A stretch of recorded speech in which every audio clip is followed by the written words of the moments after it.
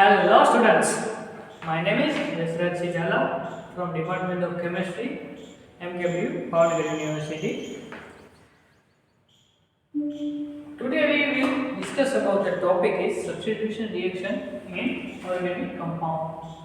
First of all, what is the substitution reaction? The substitution reaction means to substitute one compound by another compound. Substitution word आपने usually cricket game में सुना होगा कि धोनी का substitution Virat Kohli या KL Rahul के substitution में रोहित शर्मा है। तो सब्स्टिट्यूशन का मतलब ये होता है कि एक प्लेयर की संख्या 11 ही रहती है और एक के जगह कोई दूसरा आ जाता है। सो जो कोई भी सब्स्टिट्यूशन रिएक्शंस हो रही है वो आज हम ऑर्गेनिक कंपाउंड में देखेंगे। Substitution reaction. Substitution reaction has mainly three parts: nucleophilic reaction, electrophilic substitution reaction, and free radical substitution reaction. There is the word nucleophilic. The words are combination of nucleo and philic. Philic means to attract or love, or nucleo means positive charge. So, from the nucleophilic, all words are indicate that the nucleus has a positive charge, so our species are attracted from the positive charge that are known as electrophile, and these electrophile are reaction as a substituent. So these reactions are called nucleophilic substitution reaction. Now electrophilic substitution reaction. Philic means किसी की तरफ attract होना या फिर आकर्षित होना, और electro का जो होता है वो नेगेटिव चार्ज स्पीसीज होता है इलेक्ट्रो नॉर्मली। तो जिसमें इसमें पॉजिटिव चार्ज होता है, इसमें negative charge. A species which are attracted from negative, these species are called electrophilic species, and these electrophilic species are get the substitution reaction. So these are the electrophilic substitution reaction. You are also familiar with free radical word. So free radical get the substitution reaction. So is the free radical substitution reaction. Now there is some classification of nucleophilic substitution reaction, electrophilic substitution reaction, and free radical substitution reaction. nucleophilic substitution reaction में SN1 आता है, SN2 आता है और SNI आता है। electrophilic substitution reaction के अंदर chlorination, bromination, nitration, sulphonation, alkylation और acylation. The following reactions are also you are favorable with this reaction. The free radical. The free radical has the one famous example, that is the methanes are converted into CCl4. So मैं आशा करता हूँ कि ये classification आपको समझ में आया होगा। ठीक है, तो आज के लेक्चर में we are proceed from the SN1 lecture, SN1 reaction. So now we can shall we start about the SN1 reaction.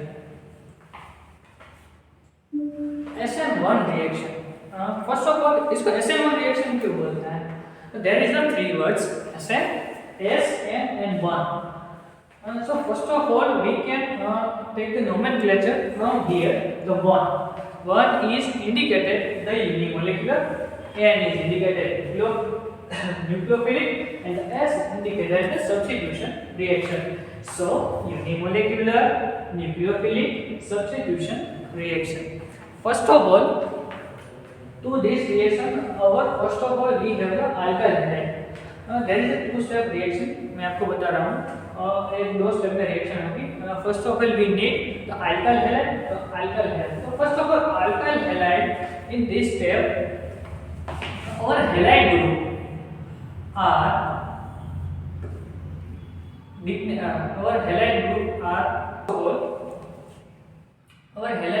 dissociated in the form of carbocation.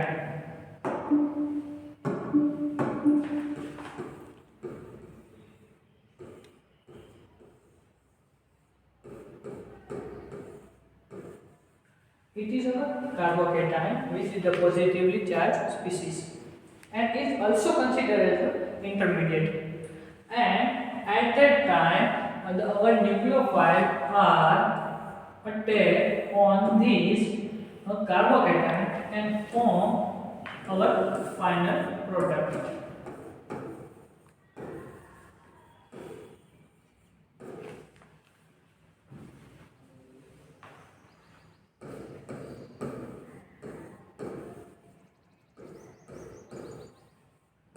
तो इस रिएक्शन में हो क्या रहा है?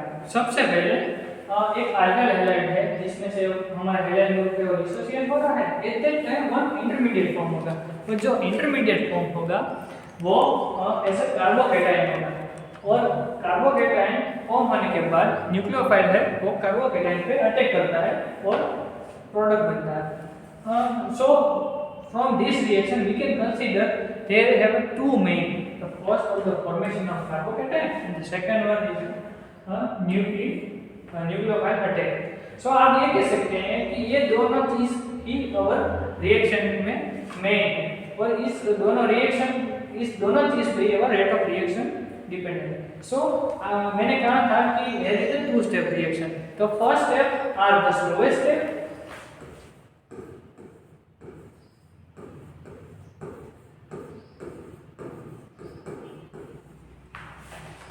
and the second step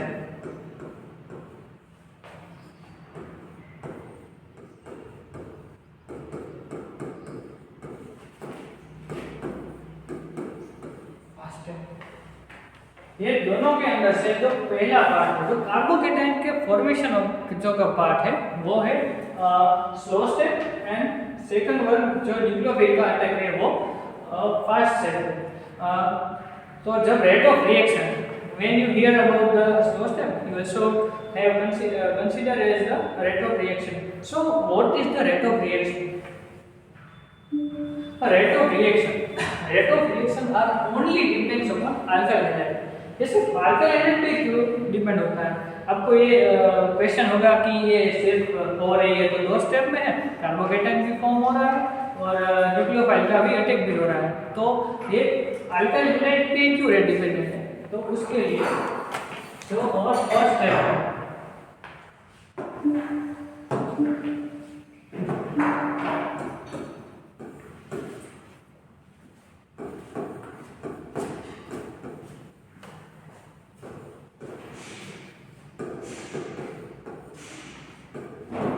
जो first step reaction है उसके अंदर सिर्फ हैलाइड ग्रुप डिसोसिएट हो रहा है और कार्बोकेटाइन फॉर्म हो रहा है। इसके अंदर न्यूक्लियोफाइल का कोई रोल है नहीं। So only alkyl halides are depends upon the rate. Now the nucleophile has a no role on rate of reaction. So the nucleophile आपको बताओ कि न्यूक्लियोफाइल आइदर वीक होगा या स्ट्रांग होगा। सो the nucleophile either weak or strong, but the both strong or weak not are affected on the rate of reaction, क्योंकि rate of reaction सिर्फ हमारे formation of carbohydrate cation पे first step पे dependent है। So rate of reaction are only depends upon alkyl halide। In previous slide there is the things of intermediate. When we form of intermediate there is the possibility of rearrangement. So when you are in SN1 reaction आप जब भी SN1 reaction कर रहे हो intermediate आ रहा है तो there is the possibility of rearrangement।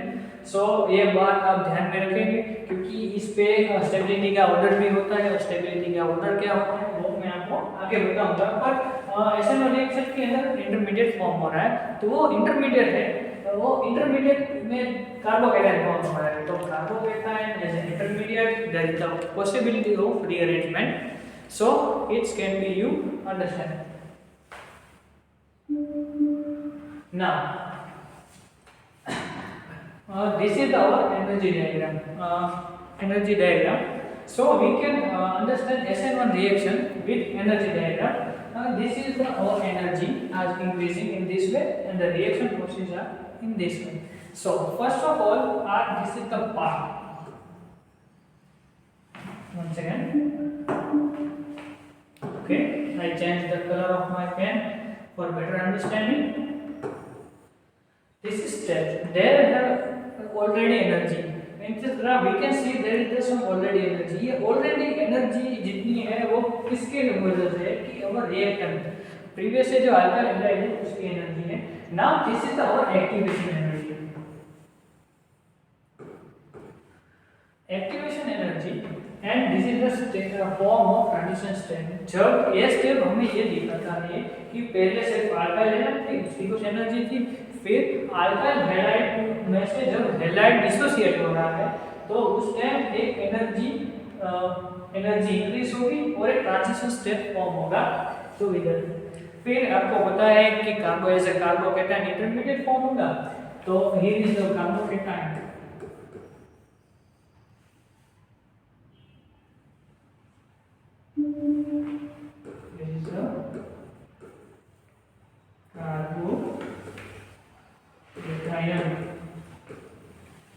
जब कार्बोकैटायन फॉर्म होगा तो थोड़ी सी स्टेबिलिटी आ जाएगी जिसके कारण ये ग्राफ है वो डिक्रीजिंग मैनर में चला जाएगा. और अब जो यहाँ से जो रोल आता है, ये जो स्टेप होता है वो एक्टिवेशन स्टेप होता है, ट्रांजिशन स्टेप होता है, और ये जो होता है ये डिक्रीजिंग मैनर होता है वो कार्बोकैटायन के फॉर्मेशन होता है. यहाँ पे हमारा कार्बोकैटायन फॉर्म हो गया. Now there is the further some activation energy. So 1 second.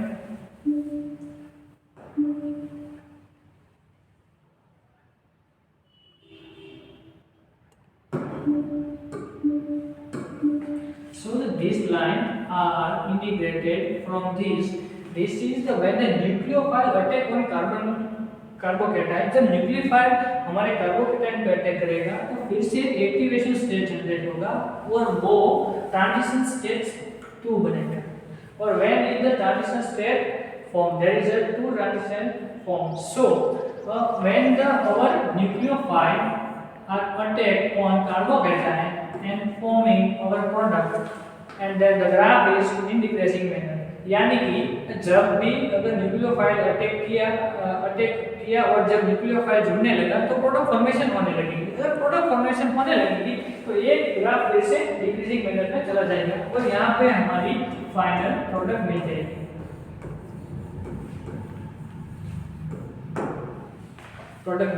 अब आपको ये क्वेश्चन होगा कि इंटरमीडिएट एक है और ट्रांजिशन स्टेप 2 क्यों है. तो जो पहला ट्रांजिशन स्टेप है वो एक्टिवेशन एनर्जी का है कि जब अगर हमारा हैलाइड जो डिसोसिएट हो रहा है, और जो दूसरा ट्रांजिशन स्टेप है जब वो न्यूक्लियोफाइल अटैक कर रहा है. सो और एक बेसिक थिंग्स है कि कभी भी अगर आपके पास इंटरमीडिएट एक फॉर्म होना है तो उस टाइम जो ट्रांजिशन स्टेप है वो उससे एक ज्यादा होगा. यानी कि intermediate plus 1 is equal to transition step. So में लगता होगा कि आपको ग्राफ में सारे पॉइंट समझ आ गए होंगे कि डिसोसिएशन हो रहा है पहले, फिर ट्रांजिशन स्टेप फॉर्म हो रहा है, फिर एक स्टेबिलिटी के ऑर्डर के रूप में और इंटरमीडिएट यानी कि कार्बोकैटायन फॉर्म हो रहा है. फिर से जब न्यूक्लियोफाइल अटैक करेगा तो न्यूक्लियोफाइल के अटैक के कारण फिर से एनर्जी इंक्रीज होगी और वो दूसरा ट्रांजिशन स्टेप फॉर्म होगा. दूसरा ट्रांजिशन स्टेप फॉर्म होने के बाद अगर न्यूक्लियोफाइल और अल्काइल का एक बॉन्ड बनेगा और प्रोडक्ट फॉर्मेशन शुरू हो जाएगा. और जो प्रोडक्ट फॉर्मेशन होगा वो इसी मैनर में ग्राफ डिक्रीज हो जाएगा. सो मैं ये समझता हूँ कि आपको ग्राफ इजीली अंडरस्टैंड हो जाएगा, हो गया होगा. और फिर अब चलते हैं अब सम फैक्टर्स ऑफ एक्टिविटी. मैंने पहले बताया था पीपीटी साइड में कि देयर इज मेनली 2 कार्बोकैटायन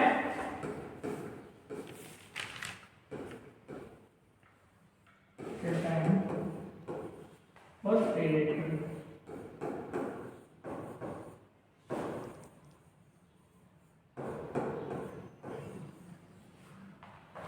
सो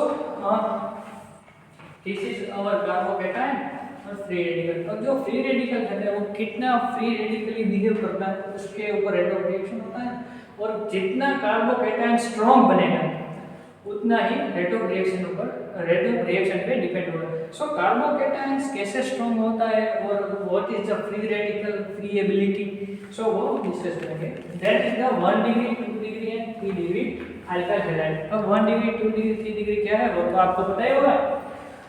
सो मैंने ऑर्डर लिखा है कि 3 डिग्री है वो सबसे ज़्यादा स्टेबल है, फिर 2 डिग्री है, फिर 1 डिग्री है और फिर ये नॉर्मल अल्काइल हैलाइड। तो ऐसा क्यों आपको लगा होगा कि चलो इसमें तो सिर्फ एक ही CH3 ग्रुप है, इसमें 1 है, इसमें 2 है, इसमें 3 है। जो कार्बोकैटायन की स्टेबिलिटी है वो डिपेंड्स अपॉन कि वो कितनी आसानी से और ये जो हैलाइड ग्रुप है उसे लीव करते हैं। यानी कि जो और कार्बोकैटायन कैसे फॉर्म होगा कि कार्बोकैटायन जितना पॉजिटिव होगा उतना इजीली वो अपने नेगेटिव कंपाउंड को पुल कर देगा। So there is the some factor is I effect.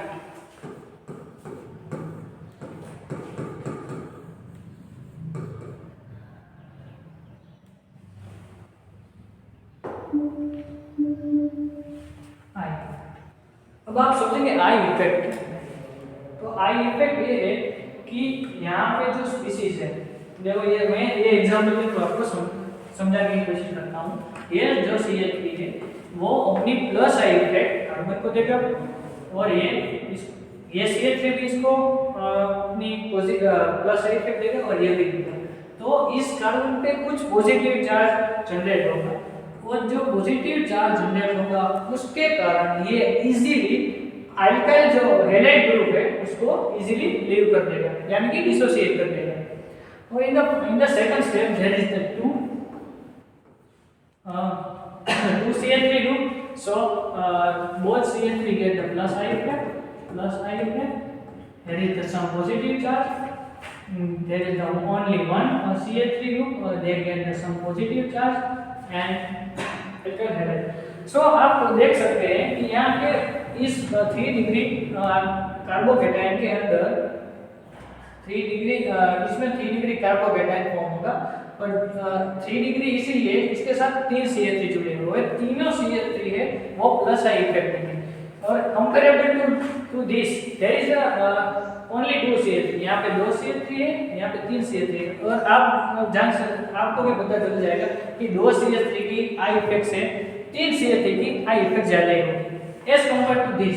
यहाँ पे एक ही CH3 है, एक CH3 से जितना पॉजिटिव चार्ज कार्बन पे डालेगा उससे ज्यादा 2 CH3 डालेगा और उससे ज्यादा 3 CH3। ये तीनों CH3 मिलकर इतना पॉजिटिव चार्ज कार्बन पे डालेंगे कि ये इजीली यहाँ से रिमूव हो जाएगा और जितना इजीली ये रिमूव होगा उतनी अच्छी फॉर्म से कार्बोकैटायन फॉर्म होगा और कार्बोकैटायन जितना जल्दी फॉर्म होगा सो द न्यूक्लियोफाइल भी इजीली अटैक कर पाएगा। So this the formation is the factor of how to make carbocation. So this is our first part, carbocation.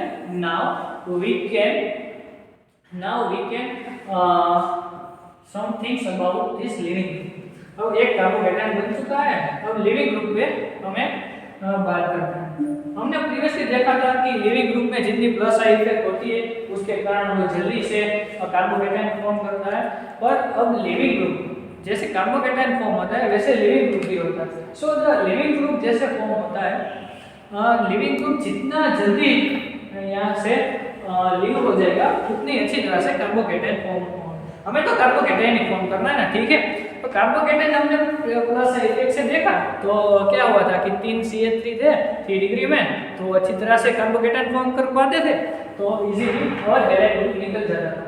So in this step there is the reaction order कि RI, RPR, RCl और RF। तो iodine का मैंने सबसे ज्यादा order लिखा है।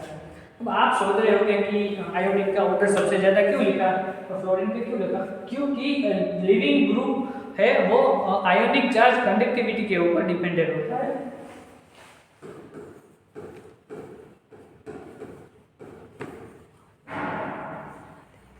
Ionic charge stability.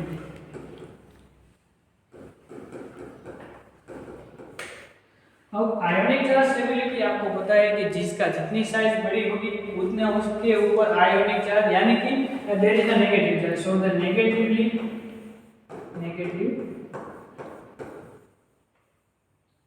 Charge. तो इन सभी में से आयोडीन पे सबसे ज्यादा नेगेटिव चार्ज स्टेबल रहेगा क्योंकि उसका साइज सबसे बड़ा है और जितना नेगेटिव चार्ज स्टेबल रहेगा उतना ही वो और अल्काइल ग्रुप से तुरंत ही डिसोसिएट हो जाएगा।